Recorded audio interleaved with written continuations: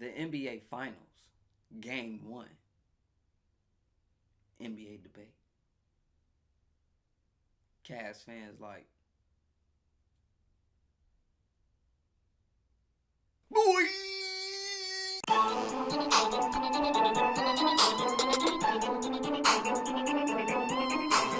Welcome to another NBA debate. I'm your host, King Coopa J, and today we're going to be debating Game 1, NBA Finals. Nasty. The first thing I like to talk about in this NBA debate is Kevin Durant. Welcome back to the NBA Finals, even though you took a wild road to get there, but you haven't been there since 2012. And salute to LeBron. I don't know if you guys were paying attention, but right before the tip-off, LeBron James walks up to Kevin Durant and says, "Welcome back to the NBA Finals." Kevin Durant kind of gave him a look.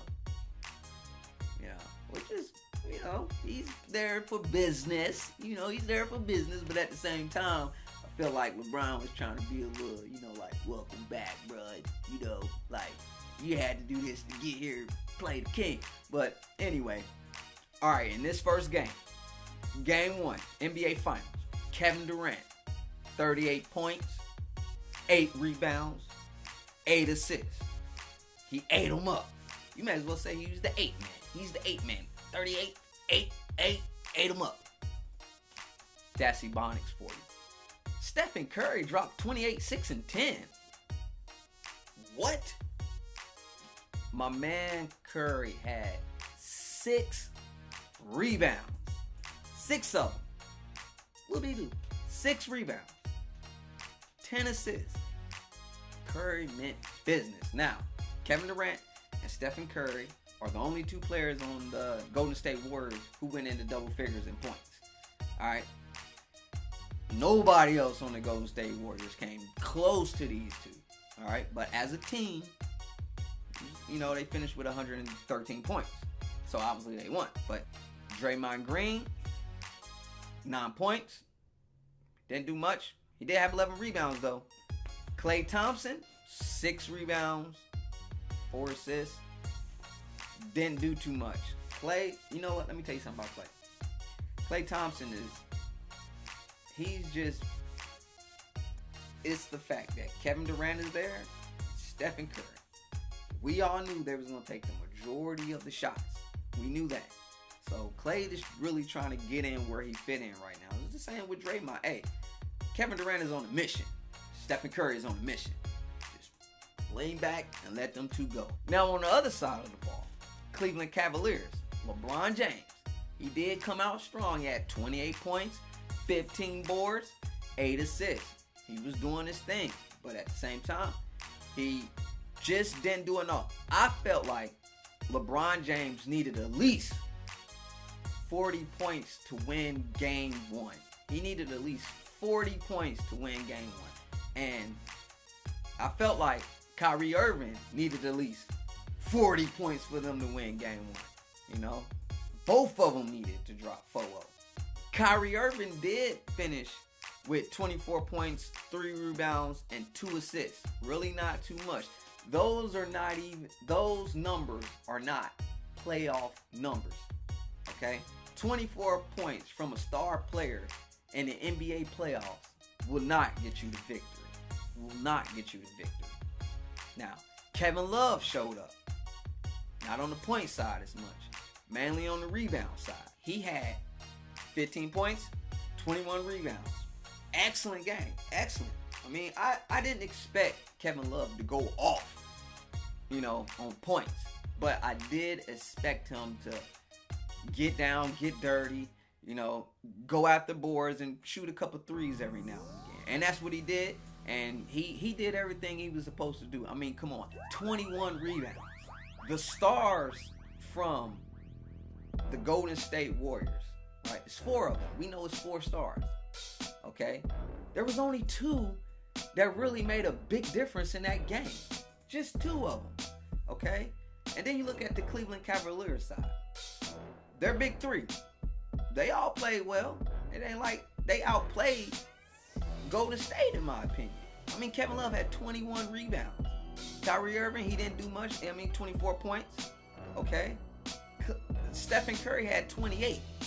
Kyrie, that was only 4 points. So that was evenly matched. Even though Curry was effective with passing the ball and doing other things. But, I mean, we expect that in my opinion, he's a little bit better than Irving anyway. So that really, but Kevin Love, LeBron, they outplayed Draymond Green. They outplayed Klay Thompson. They outplayed them. They wasn't even really a factor. They wasn't even a factor. It was the fact that the Cleveland Cavaliers had 20 turnovers. 20 turnovers in the game. Okay, in the first half, they had like 15 turnovers. In the first, I was like, what is going on? It was the turnovers. 20 turnovers to Golden State's 4 turnovers. 20 turnovers. And then, okay, some of you guys will blame it on the threes. Okay, the threes. They were shooting threes like crazy. No, they wasn't shooting threes like crazy. Okay, you got 20 turnovers. Okay, you take those 20 turnovers and you convert them into points. And Cleveland just got put in a situation where they turned the ball over so much and Golden State was converted. Now, like I said, some of you guys will blame it on the 3-point shot, but let me break it down for you. Golden State Warriors hit 12 threes out of 31. Okay? 36% from the 3-point range. Steph Curry had 6 of them. Jump to the Cleveland side of the ball. They hit 11 threes out of 33. 35%. It was basically even. So don't say it was the threes. It wasn't the threes. It was the fact they turned that ball over way too much. Way too much. Kevin Durant dunked the ball at least 8 times in the first half. He was having fun. 8. Now I said it in one of my videos. I said it in why LeBron James will lose to the Golden State Warriors right here. I said Kevin Durant was going to be emotional. He's emotional, and we don't know what to expect from Kevin Durant. He could come out and be the Durantula, or he can come out and be just a regular dude. He came out as the Durantula in this game. The number 2 player in the world, in my opinion. He's the second best player in the world, in my opinion. This is probably the most dunks Kevin Durant had in a single game. Like, he was just clowning out there. But Cavs didn't give up.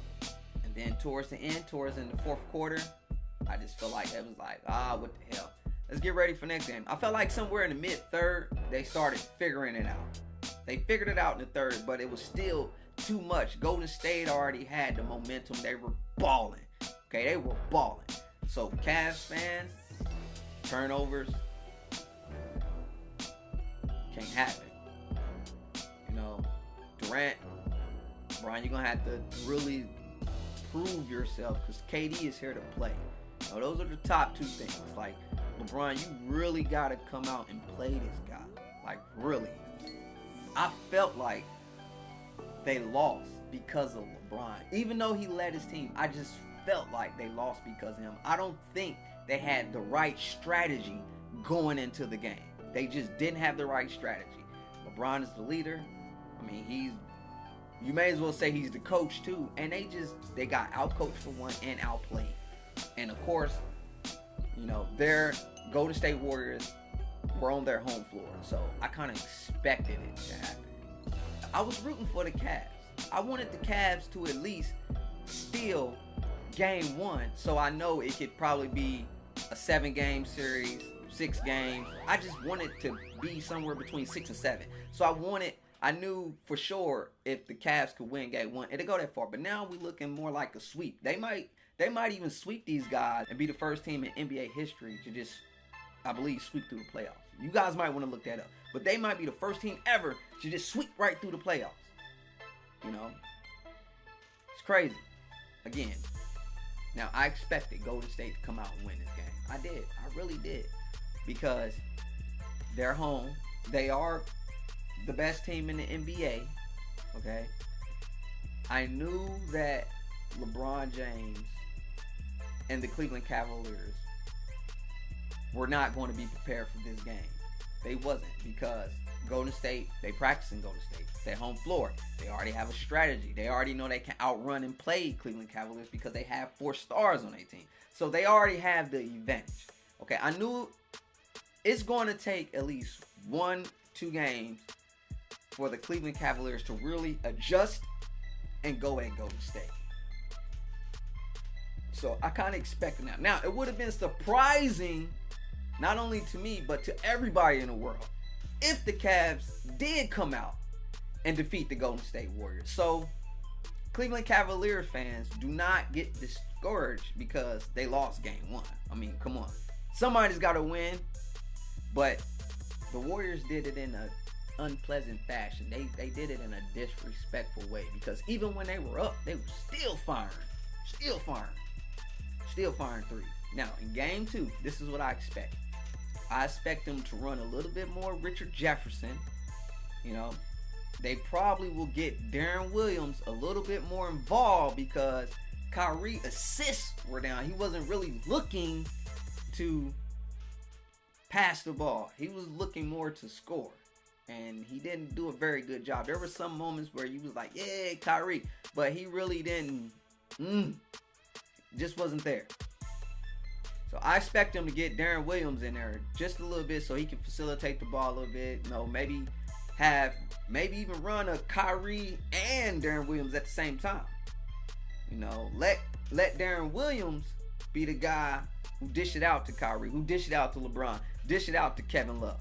And then you can still run Tristan Thompson in the middle because if you guys notice, they have Klay Thompson guarding Kyrie Irving.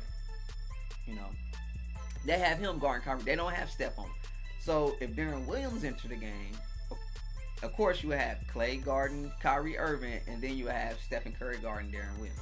Now, I'm not saying Stephen Curry will mutilate Darren Williams, but Darren Williams is a great passer. He can pass the rock, and that's what they need right now. Okay, the Cleveland Cavaliers only finished with 15 total assists for the full game. Total, just 15.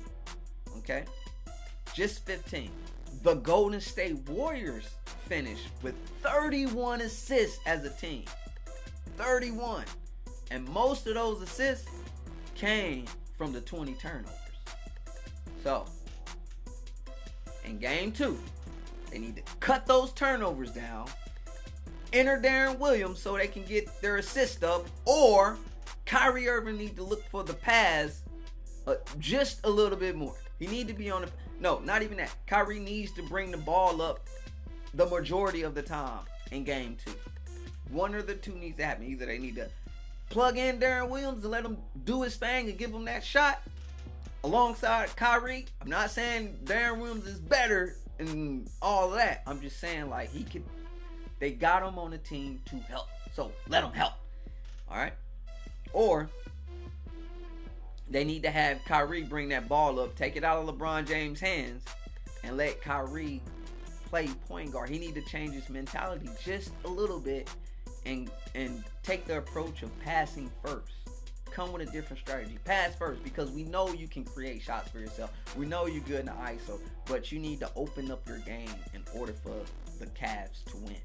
Let me tell you something that's a little bit crazy. Okay, Durant shoots a shot, kills the Cavs, right? 3-point shot, late in the game, right? Fourth quarter. He's backing up. Guess who's sitting on the sideline? Rihanna. Guess what he do? Give her a little, stare down, right? So after the game, they asked Kevin Durant, what was the stare down about? When you was looking at Rihanna, Riri, whoever don't know. Okay, he said, this is crazy. He said, oh, that's fun. That's play. Woo! What was that about? KD and Rihanna? But look. He probably said that because we all know that Rihanna took a picture on Instagram and she had 23 on her belly or something in this film. So we know she likes LeBron. So he kind of like KD up in this thing. Anyway, let me know what you think about this NBA debate game 1. Do you feel like the Cleveland Cavaliers still have a shot and they will revamp their whole strategy, come back in game 2 and probably still a win? Or will Golden State Warriors continue to thrash them, win game 2, and continue their success and go on to win the NBA championship. The skill. Anyway, if you're new to this channel, make sure you hit that like button and subscribe to this big button right here. Big button. See you at the next NBA debate.